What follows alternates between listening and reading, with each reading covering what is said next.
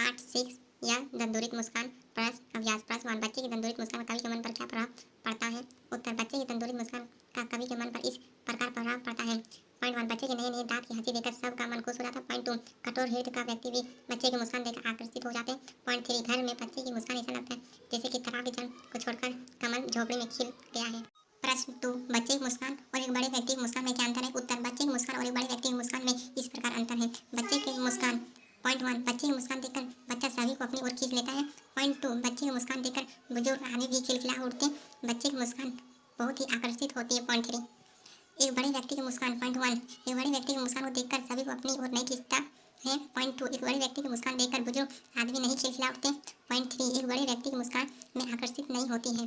प्रश्न 3 कवि ने बच्चे की मुस्कान के सौंदर्य को किन किन बिंबों के माध्यम से व्यक्त किया। उत्तर कवि ने बच्चे की मुस्कान के सौंदर्य को इस प्रकार बिंबों के माध्यम से व्यक्त किया है। पॉइंट 1 तालाब की जल को छोड़कर कमल झोपड़ी में खिल गया। पॉइंट 2 बबुल वीर से भी सेफिलिका के फूल गिरने लगते हैं। प्रश्न 4 भाव स्पष्ट कीजिए। प्रश्न 4 का क छोड़कर तालाब मेरी झोपड़ी में खिल रहे जलजात। उत्तर प्रस्तुत पंक्ति नागार्जुन द्वारा लिखित तंदुरी मुस्कान से ली गई कविता। कवि कहता है कि बच्चे के तंदुरी नई नई दांत मुस्कान ऐसी लगती है जैसे तालाब का कमल तालाब छोड़कर कवि की झोपड़ी में खिल रहा है। बच्चे की मुस्कान हमेशा सुंदर पवित्र और मनमोहक होता है जैसे कमल का फूल।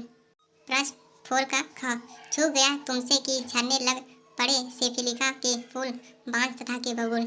उत्तर प्रस्तुत पंक्ति नागार्जुन द्वारा लिखित तंदुरी मुस्कान से ली गई है। कवि कहता है कि इसमें कवि के हृदय को बच्चे की मुस्कान ने छू लिया है और ऐसा लगता है कि सेफिलिका के फूल बच्चे की मुस्कान के रूप में झर रहे हैं और सेफिलिका के फूल बबूल के पेड़ से गिर रहे हैं। रचना और अभिव्यक्ति।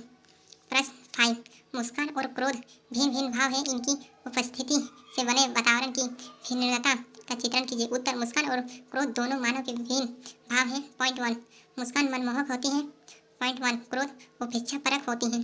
पॉइंट 2 मुस्कान पराये को अपना बना देती है।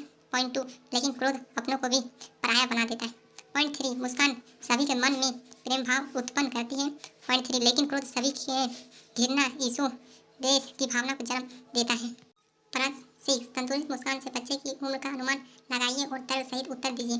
उत्तर तंदुरित मुस्कान बच्चे की 6 महीने से 2 साल के बीच की उम्र की होती है। जब बच्चा अपने दूध के दांत निकालकर हंसता है और उस समय बच्चे का मन शांत होता है, उसे अपना और पराये का कोई एहसास नहीं होती है और वह बच्चा हमेशा सुंदर पवित्र और मनमोहक होता है। प्रश्न 7 बच्चे से कवि की मुलाकात का जो शब्द चित्र उपस्थित हुआ है उसे अपने शब्दों में लिखें। उत्तर बच्चे से कवि की मुलाकात का इस प्रकार चित्र उपस्थित हुआ है।